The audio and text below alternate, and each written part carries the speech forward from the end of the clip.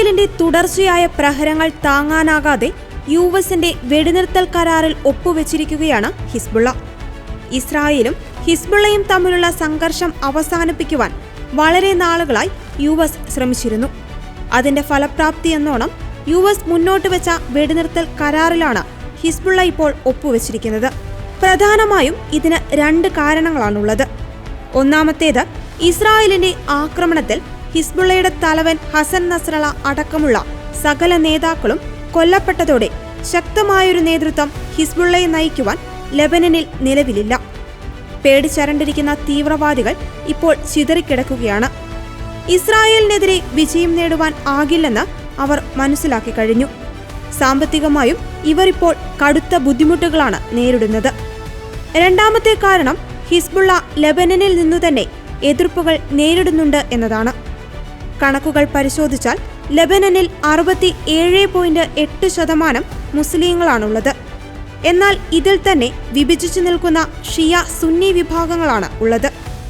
ഷിയ 31.2%, സുന്നി 31.9%.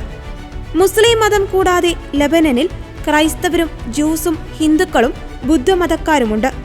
പണ്ട് Christian രാജ്യമായിരുന്ന ലെബനനിൽ Christians ഇപ്പോഴും പ്രബലമാണ്.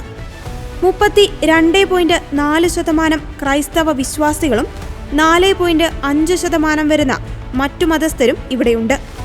Hezbollah ഉൾപ്പെടുന്നത് ഷിയ വിഭാഗത്തിൽ ആയതുകൊണ്ട് തന്നെ സുന്നി വിഭാഗങ്ങൾക്ക് ഇവരോട് കടുത്ത എതിർപ്പാണ്.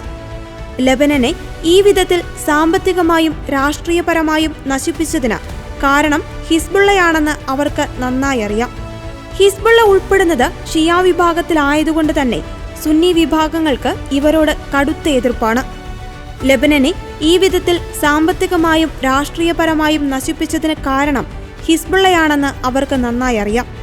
ഇതുവരെ ഹിസ്ബുള്ളയുടെ കേന്ദ്രങ്ങളിൽ മാത്രം അറ്റാക്ക് ചെയ്തിരുന്ന ഇസ്രായേൽ ഹിസ്ബുള്ളകൾ ചിതറിയോടിയതോടെ ആക്രമണം വ്യാപിപ്പിച്ചു. ഹിസ്ബുള്ളകൾ കൂട്ടത്തോടെയോടി ക്രിസ്ത്യാനികളും സുന്നി മുസ്ലിങ്ങളും താമസിക്കുന്ന സ്ഥലങ്ങളിലേക്ക് ഓടി ഒളിക്കുവാൻ ശ്രമിച്ചു. ഇതോടെ ഇസ്രായേൽ ഇവിടെയും ആക്രമിക്കുമോ എന്ന് മറ്റുള്ളവർക്ക് തോന്നിത്തുടങ്ങി.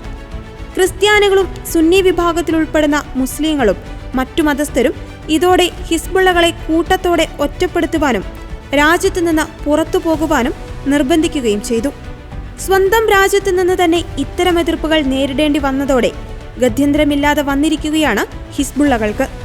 വെടിനിർത്തൽ കരാറിൽ ഒപ്പുവെക്കുവാൻ ഹിസ്ബുള്ള തയ്യാറായതോടെ ഇനി തീരുമാനം ഇസ്രായേലിൻ്റെതാണ്.